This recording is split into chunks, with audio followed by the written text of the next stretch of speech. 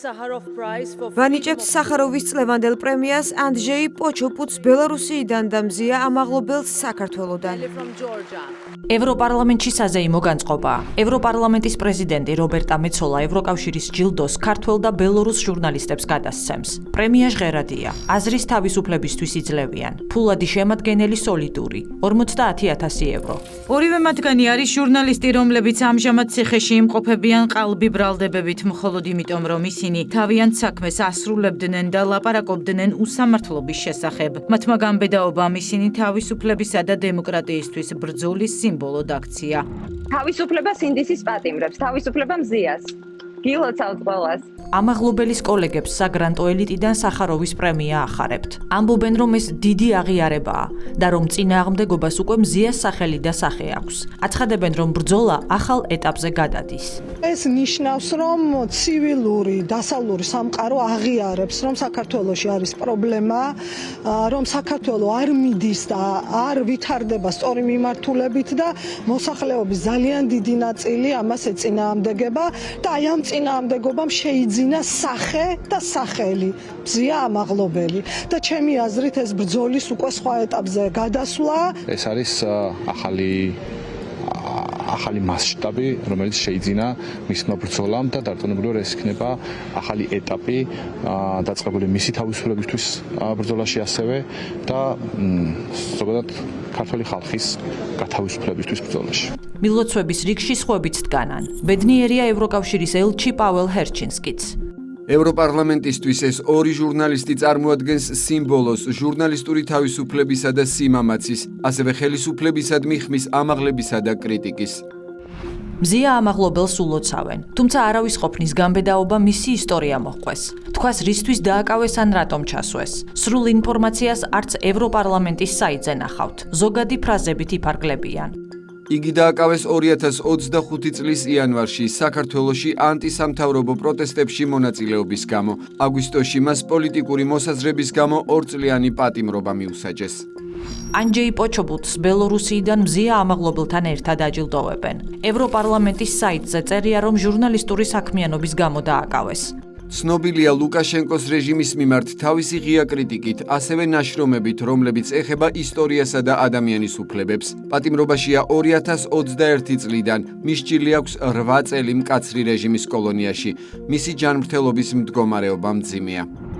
ამ ოფიციალური პრეს-რელიზის მიხედვით, პოჩოპუტი დაკავებულია არა იმისთვის, რაც გააკეთა, არამედ იმისთვის, რაც თქვა და დაწერა. პროფესიული საქმიანობის გამო. მის ჭრილი აქვს 8 წელი მკაცრი რეჟიმის კოლონიაში. მისი ოჯახის წევრებს მისი მონახულება აკრძალული აქვთ. მის ისედაც მძიმე ჯანმრთელობის მდგომარეობაზე ინფორმაცია გასაიდუმლოებულია. ყველა ეს დეტალი ევროკავშირის საიტზეა განთავსებული. გამოდის, რომ ის ჟურნალისტური საქმიანობის გამო იდევნება. ამ ოფიციალური პრეს-რელიზის მიხედვით, ამაღლობელი დაკავებულია არა იმის გამო, რაც დაწერა ან თქვა, არამედ იმისთვის, რაც გააკეთა. გამოდის, რომ მის დაკავებას სიტყვის თავისუფლებასთან ან აზრის გამოხატვასთან არანაირი კავშირი არ აქვს. სხვა დეტალი, ჩივილების საპატიმრო პირობებზე ან ჯანმრთელობის მდგომარეობაზე მითითებული არ არის. შესაბამისად, რაიმე სახის პრობლემა არ ჩაითვალა. სამაგიეროდ, ევროპარლამენტისთვის, როგორც ჩანს, სერიოზულ პრობლემად იქცა მისი დაკავების რეალური მიზეზი. ამ ისტორიას, როგორც ჩანს, ცენზურა ატევს. არც აკვებიან, არც იქ. ღონისძიებას ეფნიუსიც აშუქებს. ბელორუს ჟურნალისტზე ყველა ინფორმაცია აქვს. წერს, რომ ანტისამთავრობო მიტინგებზე წერდა, ამიტომაც დაიჭირეს. ამბობს, რომ მას გულის პრობლემები აქვს. ბათუმელების დამფუძნებლის დაკავების მიზეზებზე საერთოდ არ საუბრობს. ინფორმაციას არც ესპანურ ელფეის აძლევენ. იძულებულია ევროპარლამენტის მონაცემებს დაეყრდნოს და თქვას, რომ ის პოლიტიკური მოტივით დაისაჯა. სხვა არანაირი კონკრეტიკა ან დეტალი.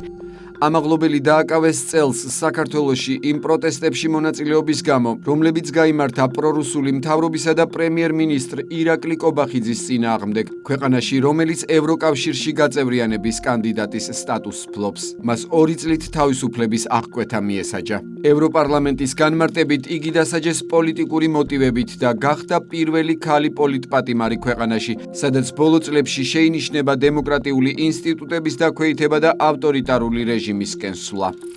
საინტერესოა, რომ დაჯილდოების მიმართ ინტერესი უკიდურესად მცირეა. ბოლო ფაქტები აჩვენებს, რომ ევროპარლამენტში გარკვეული ძალები მას მხოლოდ საკუთარი პოლიტიკური გზავნილებისთვის იყენებენ. დაახლოებით ამ ნარატივით ფრანგული ლემონდი ბუალემ სანსალის საქმეს აშუქებს. ბუალემ სანსალი ალჟირელი მწერალია, წერდა ბესტსელერებს, მწვავედ აკრიტიკებდა რადიკალურ ისლამს, ავტოკრატიულ რეჟიმებს და ზოგჯერ თვით დასავლეთსაც თავისი ორმაგი სტანდარტების გამო. ალჟირის ხელისუფლება მას მუდმივად დევნის. ხან ღია გამოსვლებს და ხანაც წიგნების გაყიდვებს უკრძალავს. 2025 წლის სექტემბერში სანსალს სახაროვის პრემიაზე მარი ლეპენის პარტია წამოაყენებს. ლიბერალებს ლეპენი იმდენად სძულთ, რომ მისი ალჟირელი მწერლის კანდიდატურას დაბლოკავენ. საბოლოოდ სანსალი არ მოხვდა სახაროვის პრემიის ფინალისტთა შორის. ამ დაპირისპირებაზე წერს ლემონდიც. გამოცემის შეფასებით. ამ შემთხვევამ აჩვენა, რომ სახაროვის პრიზი დღეს უკვე საშინაო პოლიტიკური დაპირისპირების ასპარეზია, სადაც სხვადასხვა იდეოლოგიური ბლოკი ცდილობს საკუთარი ღირებულებები გაატაროს. სახაროვზე ევროკავშირში ცხარე დებატებია, საქართველოში არა. რუსი დისიდენტის მიმართ დამოკიდებულება საქართველოში უკვე ჩამოყალიბებულია და დავასაც არ იწვევს. მისი გამონათქვამი: საქართველო მცირე იმპერიაა. ჯერ საბჭოთა საქართველოს პოლიტიკურ ბედზე იმოქმედებს. შემდეგ უკვე დამოუკიდებელ საქართველოზეც. საბჭოთა კავშირის დაშლის შემდეგ სახაროვი აფხაზ და ოს სეპარატისტებს მხარს დაუჭერს. ისევე როგორც კრემლი, რომელიც ისედაც ეძებს მიზეზსა თუ საბაბს, რათა ყოფილი საბჭოთა რესპუბლიკების დაშლის შემდეგ დაკარგული ან დასუსტებული გავლენა აღიდგინოს მცირე ხალხთა დაცვის მოტივით. იწყება ომი, სისხლისღვრა. აფხაზური ელიტა სახაროვის გამონათქვამებს დღემდე ციტირებს. გამოცემა Abkhaz World 2022 წელსაც კი სახაროვს იხსენებს და ციტირებს. მე მიდრეკილი ვარ გავამართლო აფხაზეთის პოზიცია. ვფიქრობ, განსაკუთრებული ყურადღებით უნდა მოვეკიდოთ პატარა ხალხების პრობლემებს. დიდი ერების თავისუფლება და უფლებები არ უნდა განხორციელდეს პატარების საზიანოდ. დიახ, ის დარწმუნებულია, რომ სხვა ხალხების ჩაგვრით საქართველო იმპერიული რესპუბლიკის ფუნქციას ასრულებს. ამიტომაც თვლის, საბჭოთა სივრცე უნდა დაშალოს არა მხოლოდ რესპუბლიკებად, არამედ პატარა რეგიონულ ერთეულებად, რომლებიც შემდგომში კონფედერაციულ ერთობაში გაერთიანდებიან.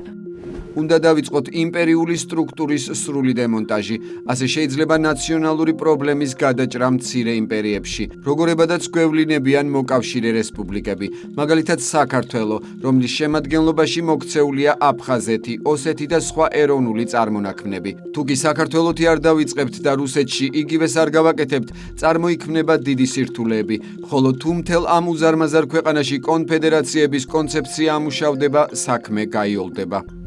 რუსი დისიდენტის სახაროვის შეხედულებებში ქართველი დისიდენტი სეპარატიზმის ლეგიტიმაციის საფრთხეს ხედავს. ზვიად გამსახურდიასთვის ეს ღალატის ტოლფასი პოზიცია იქნება. საუბარი ხომ სახაროვზეა, ნობელის პრემიის ლაურეატზე. დასავლეთში ტაშს უკრავენ, რუსეთის პროგრესულ ნაწილად მიიჩნევენ. ამ დროს კი საქართველოს ტერიტორიული მთლიანობის დისკრედიტაციას ეწევა. საბჭოთა კავშირის დაშლის შემდეგ სწორედ ამ ლექსიკით: მცირე იმპერია, კონფედერაციული რეფორმა, პატარა ხალხთა გათავისუფლება ამართლებდნენ აფხაზურ და ოსურ სეპარატიზმს. ამიტომაც ზვიად გამსახურდია სახაროვს უპირისპირდება. თქვენ ჩაერთეთ ანტიქართულ კამპანიაში და საქართველო გამოაცხადეთ იმპერიად, რომელმაც თითქოს და თავის შემადგენლობაში გაიერთიანა აფხაზეთი, ოსეთი და სხვა ეროვნული წარმონაქმნები. სინანულით უნდა აღინიშნოს, რომ თქვენ დიდი ფიზიკოსი, რატომღაც ყოველთვის ავლენდით განსაცვიფრებელ გაუთვითცნობიერებლობას კავკასიის ისტორიისა და ეტიოლოგიის საკითხებში. ამ ფონზე კი სახაროვის სახელობის პრემიის მიღება რბილად რომ ვთქვათ შეურაცხმყოფელი უნდა იყოს. თავად სახაროვს საქართველოს მიმართ მტრული ხედვა ჰქონდა, რომლის დაშლაც მისი გაგებით პატარა ხალხების გათავისუფლებას და შვებას ნიშნავს. ამ თემაზე კიდევ ბევრის თქმა შეიძლება, თუმცა მზია ამაღლობელის ბიოგრაფიის იმ დეტალს დავუბრუნდეთ, რომელსაც ევროპარლამენტში ასაიდუმლოებენ. არავის უცხოელ ჟურნალისტებსაც კი არ ეუბნებიან, რისთვის დააკავეს ის საქართველოში. ფაქტი ეს არის. ამ ისტორიას სხვათა შორის თავიდან ჩვენს გვიმალავდნენ. გვიმტკიცებდნენ, თითქოს პოლიციელისთვის ხელი არ გაურტყავს. ძალიან უსამართლო გადაწყვეტილება არის. მზია არის უწესიერესი ადამიანი, რომელსაც არასდროს არაფერი კანონსაწინააღმდეგო არ გაუკეთებია. მათივე ლოგიკითაც ეს არანაირად არ წარმოადგენს დანაშაულს. მაგრამ არ გაუმართლათ. ჩნდება კადრი, სადაც კარგად ჩანს, როგორ ურტყამს ის ბათუმის პოლიციის უფროსს. ფაქტების მიხედვით დამნაშავეა, ამიტომაც მასზე სიმართლეს არ ყვებიან. ამ კადრებს არ აჩვენებენ. ვისაც სიმართლე ნანახი აქვს, საკუთარ ნარატივს თავაზობენ. პროპაგანდა ირწმუნება, რომ ეს დანაშაული კი არა დიდი ჟურნალისტური აქტია, დიდი გაბედულობაა.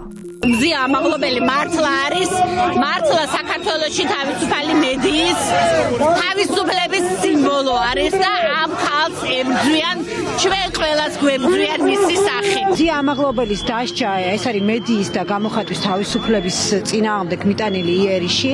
ვერც მის წარსულზე საუბრობენ. ალჟირელი მწერალი ბესტსელერების ავტორია. ბელორუსი ჟურნალისტი ხმაურიანი მამხილებელი სტატიების, მაგრამ ვინ არის მზია ამაღლობელი? არავინ. მხოლოდ ბათუმელების დამფუძნებლის ტიტული აქვს. აქციაზე მისული იყო როგორც ერთ-ერთი აქტივისტი. შეურაცხმყოფელ სტიკერებს აკრავდა პოლიციის შენობაზე. დააკავეს. ხელწერილი დაწერა და გამოუშვეს. მისი გამოხატვის თავისუფლებას არავინ ერჩის. ეს სილა რომ არა არც არაფერი მოხდებოდა. ამაღლობელი ისევ არავინ იქნებოდა. მისი ისტორია სიმამაცე რომ იყოს პროპაგანდისტული რუპორები ყოველდღე მოგვიყვებოდნენ, მაგრამ მხოლოდ პოლიტიკური არაღაც სჭირდებათ. ის სჭირდებათ როგორც მსხვერპლი, პოლიტიკური სისტემის ლეგიტიმაცია რომ შეარყიონ, ხელისუფლების დისკრედიტაცია რომ მოახდინონ, დემოკრატიულ გარემოს კი რეპრესიული ელფერი მისცენ. სიტყვა რეპრესია საქართველოსთან მიმართებაში უკვე გაჩნდა. ბრიუსელში ამაღლობელის დაჯილდოების დღეს ერთ-ერთი ევროპარლამენტარი სწორედ ამ ტერმინს გამოიყენებს.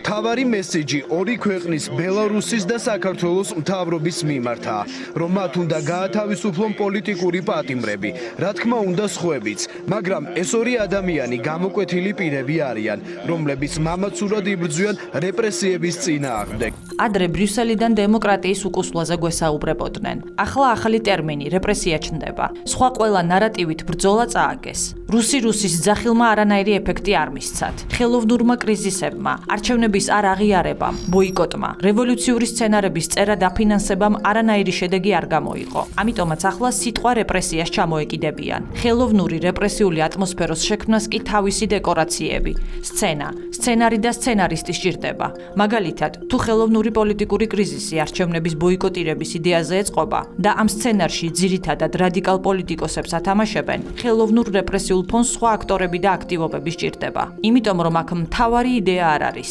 არამედ პროვოკაციების მოწყობა. სწორედ ეს როლი მისცეს მზია ამაღლობელს. მსხვერპლის როლში გამოიყვანეს. პროვოკაცია, როცა კონკრეტული პირი ან ჯგუფი მიზანმიმართულად არღვევს კანონებს, ქმნის დაძაბულობას და ძალადობრივ ინციდენტებს. იმიტომ რომ ზუსტად იცის, ხელისუფლება იძულებული იქნება კანონის შესაბამისი რეაგირება მოახდინოს. კანონის პასუხი კი ძალადობრივ პროვოკაციებზე ყველგან ერთია: დაკავება, დაპატიმრება, საგამოძიებო მოქმედებების დაწყება. და აქ პროპაგანდა ერთ-ერთი მთავარი რგოლია. სწორედ მან უნდა მონათლოს კანონიერი ზომების გატარება რეპრესიად, პროვოკაცია გმირობად, ხელისუფლება დიქტატორად. მზია ამ ქვეყნის თავისუფალ ადამიანებთან ერთად დაამარცხებს დიქტატურას. ასე მოხდა ზუსტად მზია ამაღლობელის შემთხვევაშიც. ის მსხვერპლად ამ როლისთვის შეარჩიეს. პროვოკატორის როლი რომ არა, არც ეს პროვოკაცია იქნებოდა, მაგრამ სცენარს მიყვება. ამიტომაც, როცა არჩევანის წინაშე დადგება, აღიაროს რომ სილისგაწვნა შეცდომაა და საპატიმრო დატოვოს. თუ პროვოკაციულ ხაზს პროვოკაციულად გაჰყვეს, ის ამ უკანასკნელს აირჩევს. იმიტომ რომ ხელოვნური რეპრესიული ატმოსფეროს შექმნის სცენარისტებს ის ციხეში სჭირდებათ. ჰოდა ისიც რჩება. სხვათა შორის ბრიუსელში პოლიციელს სილა რომ გააწნათ, 2 წლიან პატიმრობას მოგისჭიან. ბერლინში ან პარიზში 3 წლამდე. იმიტომ რომ ყველგან პოლიციელზე თავდასხმა აღიქმება სახელმწიფოს წინააღმდეგ მიმართულ დანაშაულად და სისხლის სამართლის კოდექსით მკაცრად ისჯება. არავის აზრადაც არ მოუვა პოლიციელზე თავდამსხმელები გაამართლოს. მით უფრო რაიმე ჯილდო გადასცეს. მაგრამ მზია ამაღლობელს აჯილდოებენ და ესეც ერთგვარი სიგნალია მათთვის, ვინც ამ სცენარში მსხვერპლს გაიღებს და პროვოკატორის როლს შეასრულებს. პოლიციელზე თავდასხმა წახალისებულია. ეს არის ის მთავარი სიგნალი, რაც ახლა ბრიუსელიდან ისმის.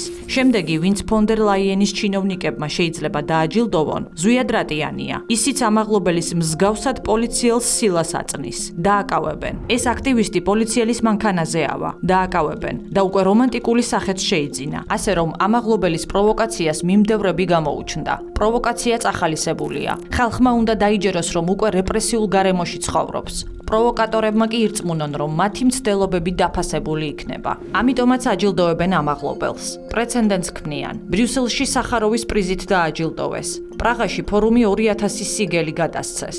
ვენაში კი მედიაში საქმიანობასა და სიტყვის თავისუფლებისთვის დაასაჩუქრეს. თუმცა როგორც ვნახეთ, მის დაკავებას ჟურნალისტიკასთან, სიტყვის ან გამოხატვის თავისუფლებასთან არანაირი კავშირი არ აქვს. მაგრამ აქ მთავარია სხვებს პროვოკაციებისკენ უბიძგონ. აჩვენონ, რომ ახლა ტრენდში პოლიციელებზე თავდასხმაა.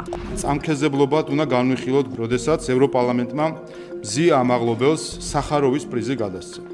დღეს მზია ამაღლობელი არის დამარცხებული და შერცხვენილი პროტესტის მძევალი, რომელსაც მოეთხოვება შეესაბამებოდეს მისგან გამოძერწილი გმირის ცრუ ხატს. მოძალადის ამ ცრუ გაგმირებამ წარმოშვა ახალი მოძალადეები, ერთ მოლოტოვის კოქტეილს მოჰყვა 10, ერთ დამწვარ მანქანას ევროკავშირის დროშით ხელში საქართველოს პარლამენტის გადაწვის მცდელობა.